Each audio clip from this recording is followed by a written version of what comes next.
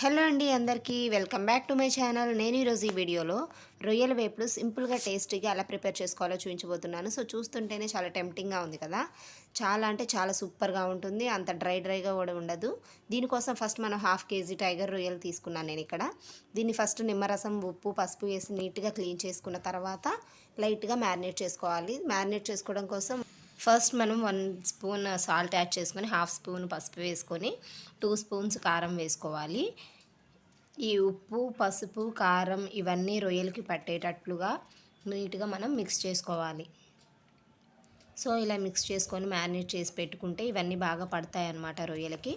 మనకి కనుక టైం ఉంటే ఒక 1 అవర్ అయినా పెట్టుకుంటే బాగుంటుంది టేస్ట్. టైం లేదనుకుంటే ఒక 15 మినిట్స్.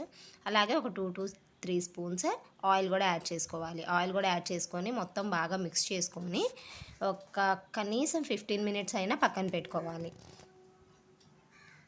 మనం ఎంత టైం ఉంటే అంతసేపు పక్కన పెడితే అంటే ఒక హాఫ్ అన్ అవర్ అయినా మినిమం పెట్టుకుంటే టేస్ట్ అనేది బాగా వస్తుంది.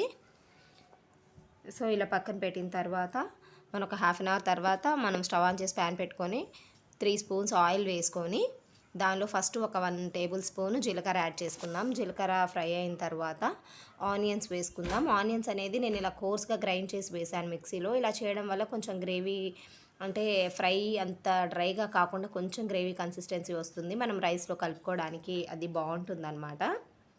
చూసారు కదా. లేదనుకుంటే మనం చిన్నగా కట్ చేసుకొని అయినా చిన్న పీసెస్ అయినా వేసుకోవచ్చు. ఈ ఆనియన్ది పేస్ట్ అనేది కొంచెం పచ్చి వాసన పోయిన తర్వాత 1 టేబుల్ స్పూన్ అల్లం వెల్లుల్లి పేస్ట్ యాడ్ చేసుకోవాలి. ఈ అల్లం వెల్లుల్లి పేస్ట్, ఆనియన్ పేస్ట్ అవి అంతా బాగా ఫ్రై అయ్యేలాగా మిక్స్ చేసుకోవాలి. ఆ తర్వాత ఒక 2 రెమ్మల కరివేపాకు వేసుకొని మొత్తం బాగా కలుపుకోవాలి. చూసారు కదా. కొంచెం ఫ్రై అయిన తర్వాత ఒక 2 టమాటాలు ప్యూరీ వేసుకొని ఆ ప్యూరీ కూడా మనం యాడ్ చేసుకుందాం దీనిలో.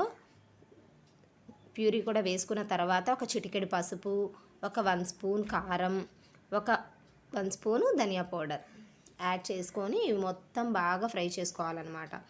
ఈ పేస్ట్ ఎంత ఫ్రై అయితే మనకి రొయ్యల వేపుడు అనేది అంత టేస్టీగా ఉంటుంది. సో మనం దీన్ని ఫ్రై చేసుకునే దానిలోనే ఉంటుంది టేస్ట్ అంతా. బాగా అంటే ఆ పచ్చి వాసన అనేది లేకుండా నీట్గా ఆయిల్ పైకి తేలేంత వరకు ఫ్రై చేసుకోవాలి.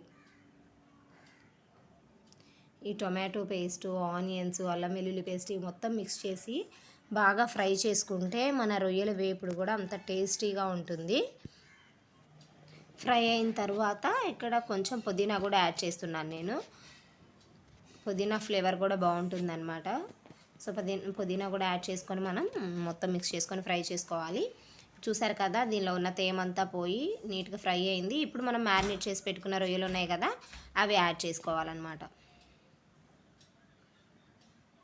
ఈ రొయ్యల్ని యాడ్ చేసుకొని బాగా మిక్స్ చేసుకొని మనము మూత పెట్టకుండా ఇలానే ఫ్రై చేస్తూ ఉండాలి. ఈ రొయ్యల్లో ఉన్న వాటర్ అంతా బయటకు వచ్చేసి ఈ తేమతో బాగా మగ్గుతాయి.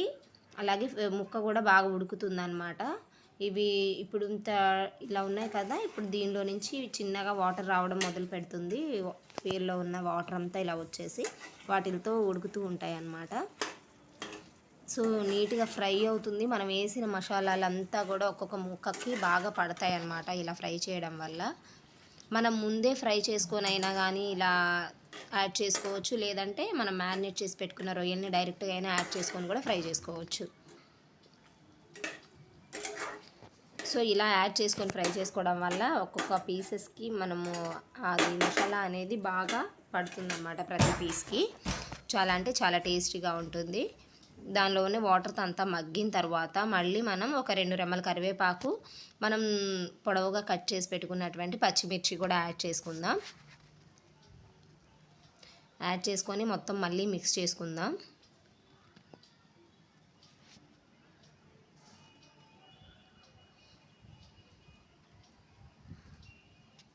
చాలా అంటే చాలా సూపర్గా ఉంటుంది. చూడ్డానికే కాదండి, టేస్ట్ అయితే చాలా సూపర్గా ఉంటుంది. మనం ఇది రైస్లో కానివ్వండి, అలానే రోటీలోకైనా తీసుకోవచ్చు. ఈ స్టేజ్లో మనం ఒక 1 స్పూన్ గరం మసాలా యాడ్ చేసుకుందాం. ఆయిల్ అంతా బయటకు కక్కుతుంది కదా. సో నీట్గా ఫ్రై అయింది. పేస్ట్ గ్రేవీ కూడా లైట్గా గ్రేవీ ఉన్నట్లు అలా ఉంటుంది కదా. అంత డ్రైగా అయితే ఉండదు ఈ ఫ్రై.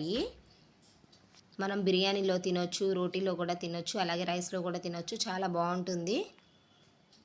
ఈ గరం మసాలా కూడా యాడ్ చేసుకున్న తర్వాత మళ్ళీ బాగా మిక్స్ చేసుకొని ఒక 5 మినిట్స్ ఉంచేసుకుంటే మన ఫ్రై రెడీ అయిపోతుంది. సో కంపల్సరిగా ట్రై చేయాల్సిన రెసిపీ అండి ఇది.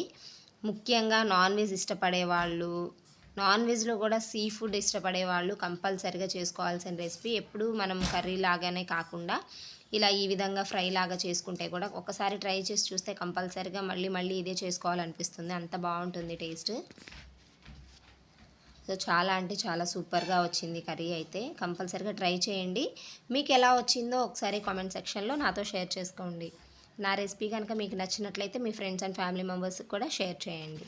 అలాగే నా ఛానల్ కొత్తగా చూస్తున్న వాళ్ళైతే సబ్స్క్రైబ్ చేసుకోండి. వీడియో చూసి అలా వదిలేకుండా కంపల్సరిగా లైక్ చేయండి ఫ్రెండ్స్. మీ సపోర్ట్ ఇవ్వడం వల్ల మాకు ఇంకా బూస్టప్గా ఉంటుంది. మేము ఇంకో మరిన్ని వీడియోస్ ఎలా పోస్ట్ చేయడానికి మాకు సపోర్ట్గా ఉంటుంది. సో చూసారు కదా ప్రాసెస్ అంతా. చాలా అంటే చాలా సింపుల్గా చేసుకోవచ్చు, చాలా టేస్టీగా ఉంటుంది. ఫైనల్గా మనం కట్ చేసి పెట్టుకున్నటువంటి కొత్తిమీర యాడ్ చేసుకుంటే మన ఎమ్మీ అండ్ సూపర్ టేస్టీ అయినటువంటి రొయ్యల వేపుడు రెడీ అయిపోతుంది. చాలా సూపర్గా వస్తుంది. నేను చెప్పడం కాదు, కంపల్సరిగా మీరు ట్రై చేయండి, ట్రై చేసి చూడండి, చాలా బాగుంటుంది. మీకు ఎలా వచ్చిందో కామెంట్ సెక్షన్లో షేర్ చేసుకోవడం మాత్రం మర్చిపోవద్దు.